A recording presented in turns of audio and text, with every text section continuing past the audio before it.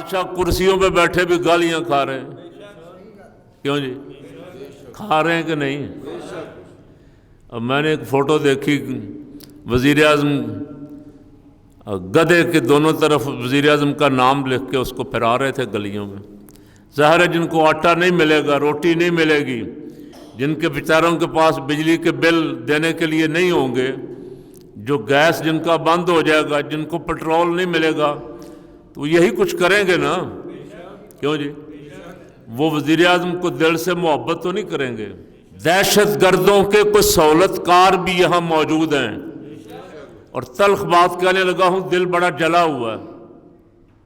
یہ جہاں جہاں بھی الا ماشاءاللہ اکثر حادثات وہاں ہی ہو رہے ہیں جہاں کوئی نہ کوئی ان کا سہولت کار اوپر یا اندر موجود ہے۔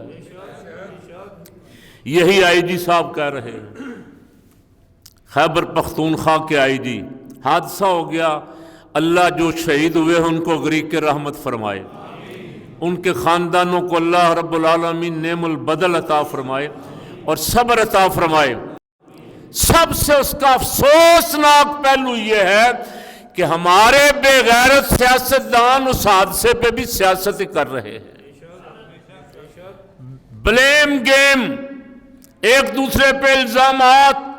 وہ کہتا ہے اس کی پالیسیوں کی وجہ سے ہوا ہے، وہ کہتا ہے بہت 10 مہینے ہو گیا حکومت چھوڑی ہوئی ہے، حکمران یہ ہیں، جو حکمران ہے ذمہ دار ہے۔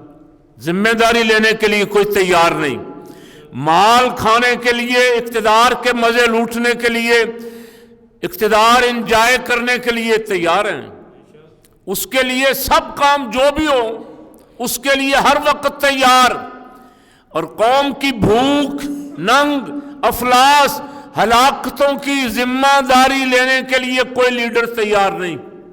سندھ میں 3 لوگ آٹا لینے کے لیے لائن میں لگے ہلاک ہو گئے بیچارے، اور آپ سندھ کے حکمرانوں کی بڑکیں سن لیں، زرداری سے لے کے مراد علی شاہ تک، لگتا ہے کہ ان کو کوئی فکر ہے عوام کی؟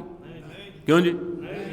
ایسی بے شرمی کے ساتھ آ کے بیٹھ کے جو 450 ارب کے ڈیفالٹر ہیں، وہ ایسی ڈٹائی کے ساتھ آ کے پریس کانفرنسیں کر کے الٹا عوام کو شرمندہ کرتے ہیں کہ ہم قصوروار نہیں ہیں، تم خود ہی قصوروار ہو۔